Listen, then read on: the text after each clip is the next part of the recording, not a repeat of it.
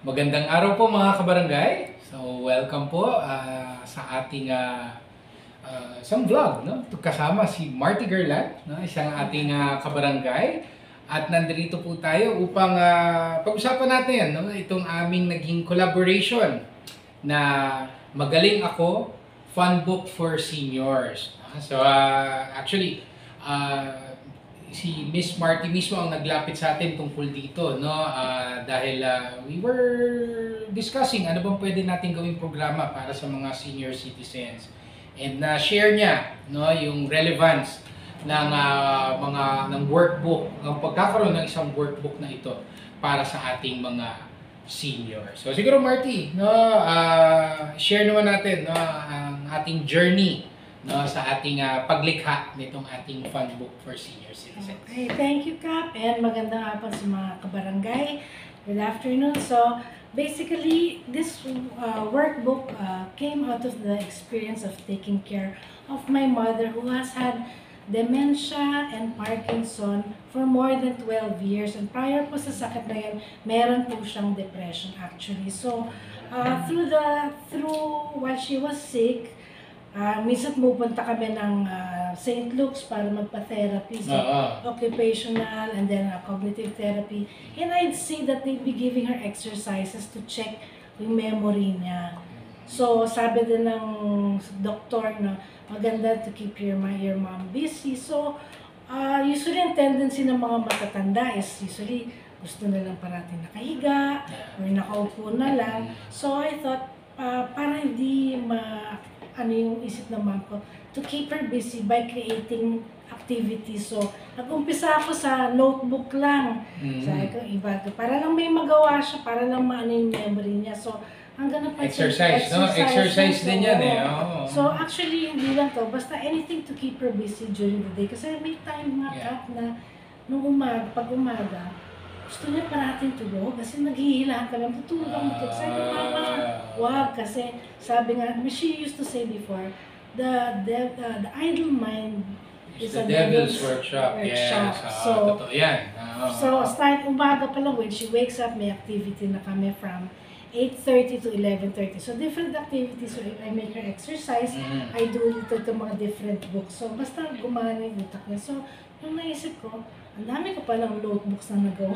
Yeah. So, and then I go to National. Pag sa National Bookstore kasi usually may kita mo lang certain book like for Sudoku, coloring, hiwa-hiwalay.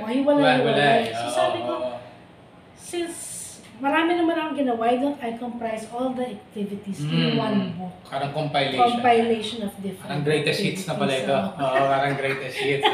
Sabi ko, diba? So, pinagsama ko na in one book. That's why I came up with this book na Magaling Ako, Fun Book for Seniors. So, yun, Marty, maraming salamat. At again, no, napakaganda nitong compilation na to para sa ating mga mahal na senior citizens.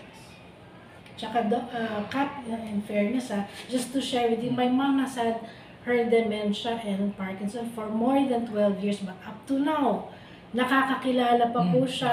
She's still able to answer this book. She's able to, you know, when I ask her memory, minsan tamad lang sumagot para lang may masagot just to get it over it. But if you grind her, she's still able to answer. So a lot of people are very surprised at the health of my mom. Kasi sa ibang matatanda, nag-ano lang yung dementia, a few months or a few years later, wala na, minsan hindi na nakakakilala.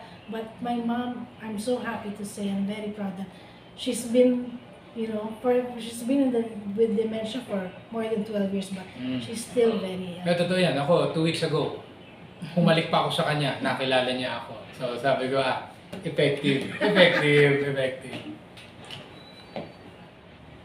Okay, so March, ano bang laman nitong compilation natin ng activities, no, para sa mga seniors, no, inanda natin para sa kanila?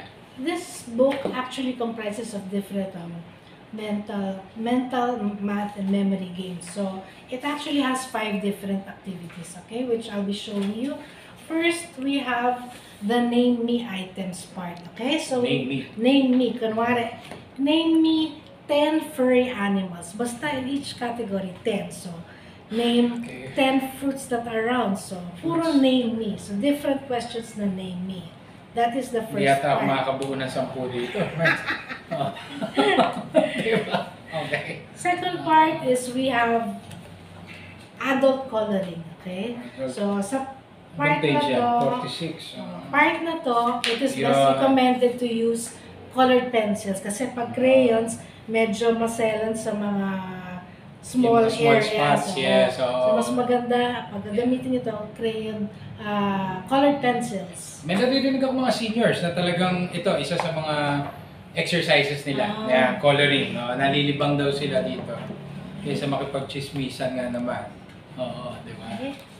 Next, we have the math exercises. So, Math. different math exercises. This is the addition, may addition, subtraction, and meron tong multiplication. So, as you see, medyo malalaki din yung mga prints natin para hindi mahirapan yung mga Mga seniors mata, natin oo. magbasa. Oo. Baka i-zoom eh, no? Oh. Baka pilitin i-zoom eh. Hindi naman zoom. Okay? So, Actually, kahit mag-calculator sila for this eh. Importante, working eh, di ba? Oo, tama. so Sige. medyo malaki din yung spacing para Yeah. kung malaki din sulat Sulat. nila, hindi sila mahirapan. Alright, and then the fourth activity is encircle the correct scrambled word. So as you can see, meron tayong word dito, tapos may tatlong juggled words with juggled letters. So they have to pick kung ano yung tama dito sa correct word. Okay.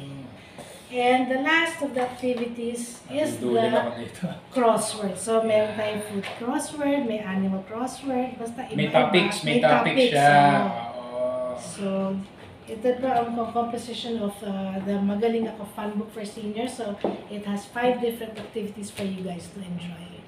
Thank you, Marty. Welcome. So ngayon magkakaalaman po kung sino ang talagang magaling, kay Cap Raymond o si Marty. So magbibigay tayo ng 3 challenges. So first challenge. So yung challenge mula dito ha, sa Magaling Ako. Oo, galing sa Magaling Ako Fun Book. Magkakaalaman, Marty, kung sino magaling talaga sa atin. O magaling lang ang mga kasama. Okay, so sa first Okay. challenge, name me items. Name me, ha? Name me. Hindi na kailangang 10, kahit 5 lang. Okay. Name me musical instruments. Go! May time limit ba? Wala naman.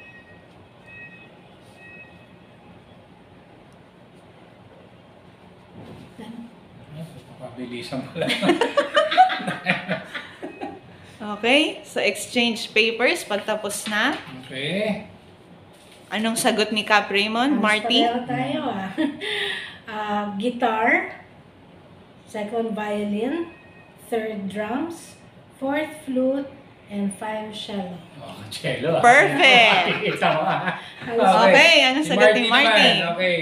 Violin, drums, guitar, piano, flute. Perfect! Halos. Isa lang kami nagkayo. Okay, second challenge. Second challenge. Hindi pwede ang calculator. Hindi pwede ha. Ano to? So, math problem. Okay. Math problems. 985 plus 589.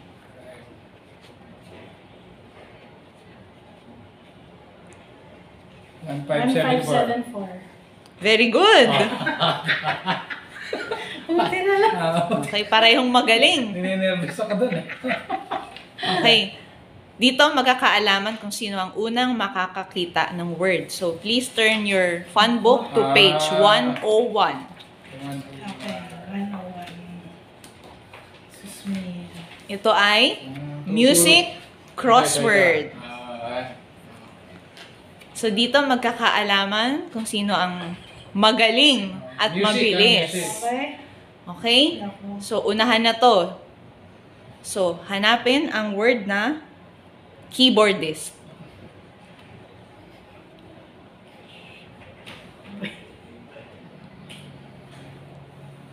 Ayun, kita ka na. Wala na, tayo na. Okay na.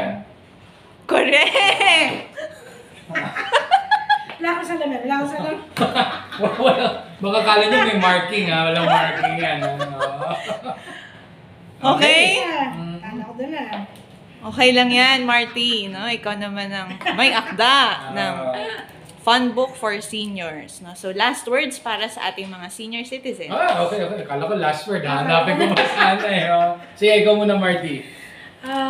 Thank you, of course, first Cap Raymond, for supporting me in this project. At sa mga kabarangay, sana na-enjoy niyo din yung workbook niyo. I hope this will help you, remember niyo, malaking bagay po ito. Yun lang po, salamat, and I hope you continue to always keep your mind busy po. Yan po. Okay, so syempre ako naman, of course, maraming salamat kay Marty, no? Marty Garland.